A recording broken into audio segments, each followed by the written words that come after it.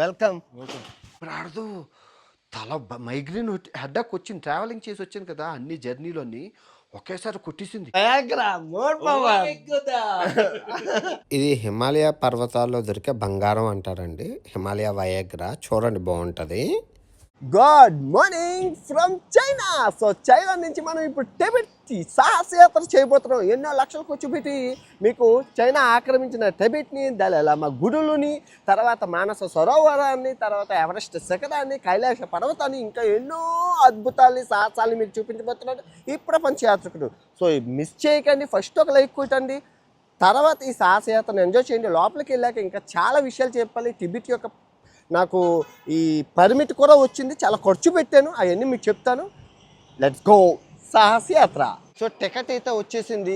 అబ్బా ఏముంది airport technology, నిజంగా డొమెస్టిక్ ఎయిర్పోర్టే ఇలా ఉందంటే ఏం ఫెసిలిటీసు ఇప్పుడు చెప్పను, తర్వాత చెప్తాను. ఓకే, ఇప్పుడు మనం ఈ సాహసయాత్రకి అక్షరాల 1,80,000 ఖర్చు అనమాట. సో లాస్ట్ మినిట్ దొరికింది. ఈ పర్మిట్ లేకుండా మనం ఎంత పెద్ద తోపు అయినా వెళ్ళడం కష్టం టిబెట్. ఓకే, గుర్తుపెట్టుకోండి. ఎందుకు అంటే నేను ఒక భారతీయుని, సెక్యూరిటీ చెకప్లు ఎందుకు వెళ్తారో ఏంటి అసలు ఆ దేశం. ఇప్పుడు మనం భారతీయులం కదా.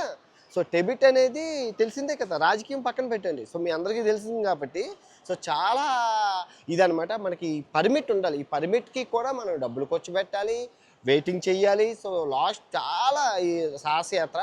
సో ముందు ముందు ఏం జరుగుతుందని నాకు తెలియదు. సాహసయాత్రలోకి దిగితేనే అన్నీ తెలుస్తుంది. సో ముందు గాడ్స్ ఆఫ్ అంటే దేవుళ్ళ పుట్టినిల్లు అయిన లాసా వెళ్తారు. సో దేవుళ్ళ పుట్టినిల్లు అంటారు టిబెట్లో ఆ ప్రాంతాన్ని. మనం ఇప్పుడు టిబెట్ యొక్క రాజధాని లాసాకి వెళ్తున్నాం. టిబెట్ ఒకప్పుడు దేశం, ఇప్పుడు కాదు, చైనా ఆక్రమించిన దేశం. సో చైనా అండర్లోనే ఉంది, కాకపోతే కేంద్ర పాలిత ప్రాంతాల్లో జాబితాల్లో ఉంది. సముద్ర మట్టానికి చాలా ఎత్తులో ఉంది, ఎవరెస్ట్ శిఖరం దగ్గర ఉంది. నిజంగా చెప్తున్నాను కదా, ఈ సిరీస్ చరిత్రలో నిలిచిపోయే సిరీస్ కాబోతుంది. ఇంటిల్లపాది పిల్లలు పెద్దలు అందరూ చూడండి. బూతులు అయితే ఆపేశాను కదా, ప్రమాణకం చేశాను కదా, ఇంకా బూతులు అనేవి మీకు ఉండవు. ఓకే,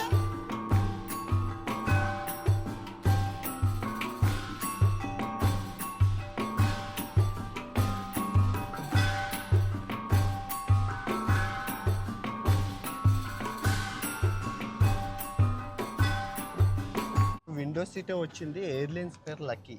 మీరు చూసారు ఆ ఫేసు ఓపెన్ చేయగానే డోర్ ఓపెన్ అయిపోయింది. పాస్పోర్ట్ లేదు, టికెట్ లేదు, ఫేస్ రికగ్నైజేషన్ ఉంది మొత్తం ఎయిర్పోర్ట్ అంతా. ఫేస్ ఒకటి ఉంటే చాలు.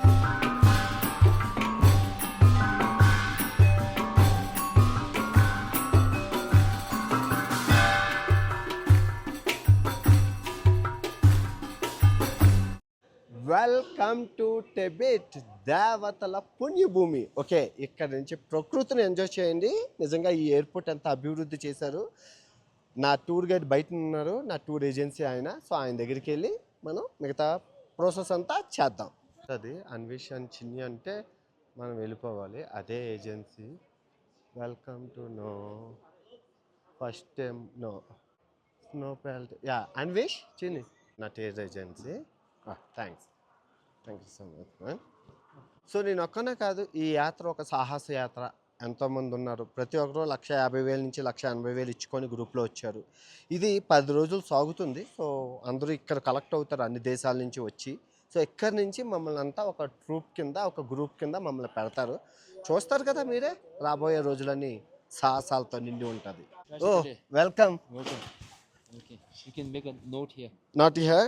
Okay, this is a Tibet culture. Yeah, I will do for you.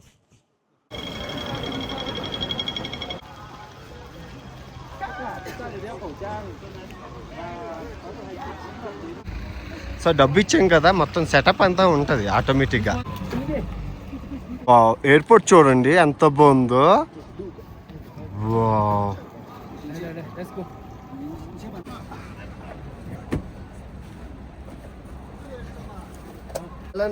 వచ్చేసింది.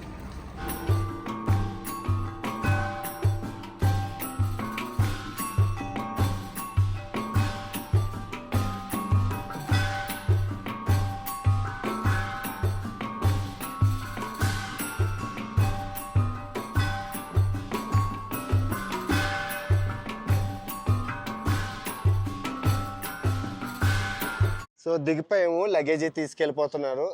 So welcome to the hotel. So మొత్తం డబ్బులు ఇచ్చాం కాబట్టి మంచి వెరైటీగా ఉంటుంది మరి రాచ మర్యాదలన్నీ. ఓకే, సో చూసుకోవచ్చు టిబెటియన్ చైనీస్ హోటల్. చాలా లగ్జరీగా ఉంది మనకి హోటల్. దిగా మామూలుగా లేదుగా, సూపరే. 5 స్టార్ హోటల్స్. వా, వాళ్ళందరూ group mates. It's nice. You can do, you need to go out side. Thank you. So రాగానే పద్ధతి గలతి. సో బాగుంది. ఇంక ఇప్పుడంతా ఊపిరి సమస్యలు చాలా ఉంటాయి. రూమ్లోకి వెళ్ళాక చాలా విషయాలు మాట్లాడాలి. ఆగండి, ఈ కొండ ప్రాంతాల్లో రూమ్ ఎలాగుందో చూపిస్తాను, దాన్ని బట్టి మీరు అర్థం చేసుకోండి ఇక్కడ సెక్యూరిటీ వ్యవస్థ ఎలాగుంటుందో. పెడతాను చూడండి, కీ కార్డు చూడండి. బాత్రూమే ఇంత టెక్నాలజీ ఉందంటే అర్థం చేసుకోండి మీరు. ఇంకా నేను ఎక్కువ మాట్లాడను.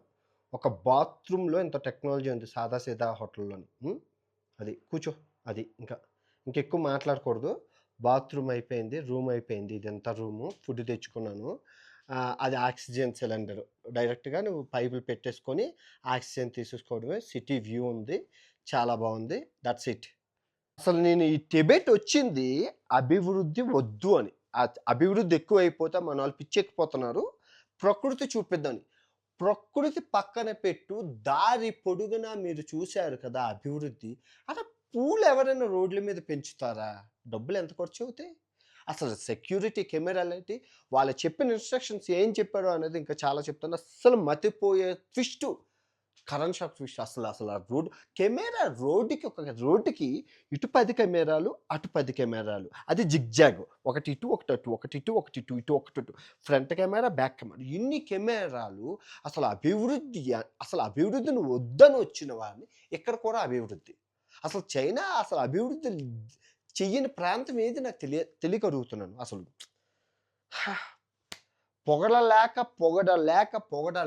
పొగడలేక చేస్తున్నాను ఈ అభివృద్ధిని చూసి.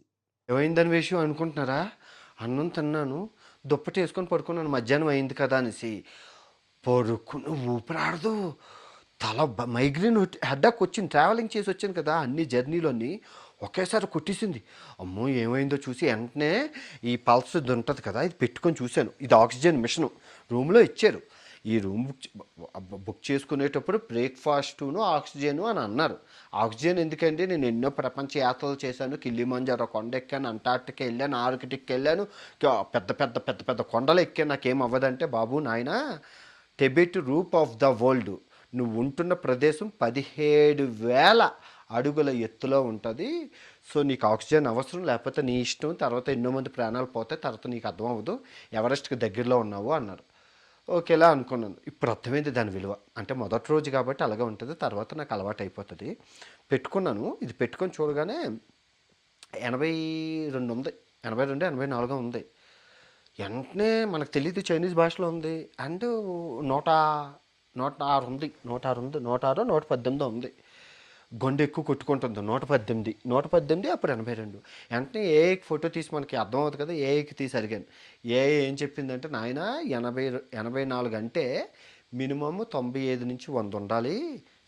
ఏది SpO2 అంటే బ్లడ్లోని ఆక్సిజన్ నీకు అలాంటిది 84 ఉంది, అర్జెంటుగా హాస్పిటల్కి వెళ్ళండి. దానికి అర్థం అవుతుంది కదా చెప్పింది. అయితే వెంటనే పెట్టుకున్నాను, ఆక్సిజన్ పెట్టుకున్నాను, క్లియర్ అయిపోయింది. వెంటనే బ్లడ్ ప్రెషరు ఇది పల్స్ 114 ఉంది. 114 అంటే మామూలుగా మనిషికి 60 నుంచి కామన్ నార్మల్ పల్స్ 100 ఉండాలి. 60 నుంచి 100 మీకు రీడింగ్ పెడుతున్నాను.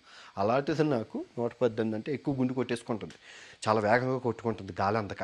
సో ఇవన్నిటికీ పరిష్కార మార్గం ఒకటే అని చెప్పారు వాళ్ళు. బాబు నాయన ముక్కులో ఇది ఎట్టుకో 24 గంటలు. నీ సొమ్మేం పోయింది, నువ్వు కొనుక్కున్నావు కదా, 24 గంటలు ముక్కులో ఎట్టుకో, రూమ్లో ఉండు, బయట తిరక్కో అన్నారు. కానీ నాకు తప్పదు కదా, వీడియోలు తీసుకోడు. ఎనివే బయటికి వెళ్ళి సూర్యుడు అవునట్లు ఇప్పుడు ఈ టైం 7 అవుతుంది, ఇంకా సూర్యుడు ఉంది. 9 గంటలకు అస్తమిస్తుందంట, ఇంకో 2 గంటలు ఉంది. ఈ 2 గంటల్లో పైకి వెళ్ళి వింతలు, విడ్డూరాలు, ఆహారాలు, ఇంకా చాలా రూల్స్ రెగ్యులేషన్స్ నాకు చెప్పారు. ఏది టిబెట్లో ఎలా ఉండాలి, ఎలా బతకాలి, ఏం చేయాలి, ఎలా తినాలి, అవన్నీ చెప్తాను. మిస్ చేయకండి. టిబెట్ దేశంలో వయాగ్రాని మీకు చూపించబోతున్నానండి. ఇదే వయాగ్రా అనమాట. ఇక్కడ ఇది చాలా ఔషధ గుణాల్లో ఇది ఒక పురుగు. ఈ పురుగు కాస్త గడ్డి అవుతుంది. ఇక్కడ లోపల తయారు చేస్తున్నారు. మీకు ఆ ప్రాసెస్ అంతా చూపిస్తాను. ఇది బంగారంతో సమానం. ఓకే. దీన్ని హిమాలయ బంగారం క్యాటర్ పిల్లర్ ఫంగస్ అని అంటారు. ఇది గొంగళ పురుగులా పుడుతుంది. సో గొంగళ పురుగు ఆ చలిలోని బుర్ర లోపల ఆ చచ్చిపోయి మమ్మీలా తయారైపోయి ఆ బుర్ర లోపల నుంచి కొమ్ము వచ్చి ఆ కొమ్ము ఒక పుట్టకొక్కలా తయారయ్యి అవుతుంది. సో అవి వీళ్ళు ఎతికి భూమిలోంచి తీసి వ్యాపారం చేస్తారు. మామూలుగా కాదు. సో ఇది బంగారంతో సమానం. కొన్ని కోట్ల విలువ రూపాయలు చేస్తుంది. కొన్ని కోట్లు క్యాబేజీలు అది తీసేసి ఇది పెడతారు. మట్టి అదిని. సో టిబెట్లో ఫేమస్, చాలా చాలా ఫేమస్ ఉంటాయి. వయాగ్రాల్ని ఫారెన్ కంట్రీలకి ఈ విధంగా ఎక్స్పోర్ట్ చేస్తారు. ఈ షీట్ ఇప్పుడు 5,000 4,000 అనమాట. ఒక షీటు, చిన్న షీటు. మనకి బంగారం దుకాణాలు ఎలాగో వీళ్ళకి టిబెట్లో ఇవి అడుగడుగున అంటే ఆ రోడ్డుకి ఇరువైపులా ఒక వందలాది మనుషులు, వందలాది ప్రజలు అలాగా క్లీనింగ్ చేసుకుంటూ మీకు కనబడుతూ ఉంటారు. కాకపోతే వాళ్ళు గురకాల్లో ఉన్నారు కాబట్టి కొంచెం చూపించడం ఇబ్బందికరంగా ఉంది. అదిగోండి, కరెక్ట్గా చూస్తే గొంగళ పురుగు షేప్లో ఉంటుంది ఇది. సో మా టూర్ గైడ్ పెట్టిన రూల్స్ చైనా జెండా తప్ప వేరే జెండా కనబడకూడదు. ఏ దేశం జెండా ఎగరేయకూడదు. రెండు మీ కంపెనీ పేర్లు ఉంటాయి కదా, అలా పెట్టుకొని కటౌట్లు గట్ట బ్యానర్లు కటౌట్లు నో. టూరు వాళ్ళు టూర్ గైడ్ లేకుండా మీరు బయటికి వెళ్ళకూడదు అని చెప్పారు. నువ్వెలా వచ్చావంటే నేనేమీ రాలేదు, జస్ట్ మా హోటల్ ఎదురుగా బయటకు వచ్చాను, బాబు ఫోటో తీసుకుంటానని. ఓకే, ఎందుకు ఎక్కడ వీడియోలు తీయకూడదు, ఆర్మీ వాళ్ళని పోలీస్ వాళ్ళని ఎక్కడ వీడియోలు తీయకూడదు. ఎందుకు అంటే ఇప్పుడు నేను మాట్లాడుతున్న ఆ బ్రిడ్జ్ ఉంది, ఆ బ్రిడ్జ్ పక్కనంతా ఆర్మీ స్థావరాలు ఒక 5 కిలోమీటర్ల వరకు ఎక్కడ చూసినా ఆర్మీ ఆర్మీ ఆర్మీ మొత్తం ఆర్మీ విన్యాసాలు ఆర్మీ మొత్తం అన్నీ అదొక లెక్కల్లో ఉంది. అభివృద్ధితో పాటు ఆర్మీ ఫుల్గా ఉంది. అండ్ తర్వాత ఎక్కడ చూసినా no camera no camera no video no video అని ఉంది. ఓకే, చరిత్ర మనకు అనవసరం. ఆధ్యాత్మిక కలిగిన ఈ దేశానికి ఈ ప్రాంతాన్ని టెక్నాలజీ చైనాతో చూద్దురు. రేపు మిగతా భాష విశేషాలు వింతలు విడ్డూరాలు మీకు రేపు నుంచి చూపిస్తాను. గెట్ రెడీ, మిస్ చేయకండి. ఇంటిళ్ళ పాది పిల్లలు పెద్దలు అందరూ చూడండి. చాలా చాలా బాగుంటుంది.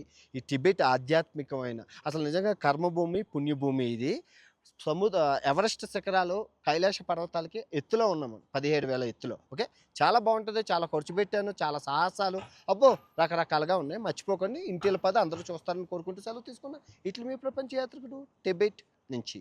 జై హింద్.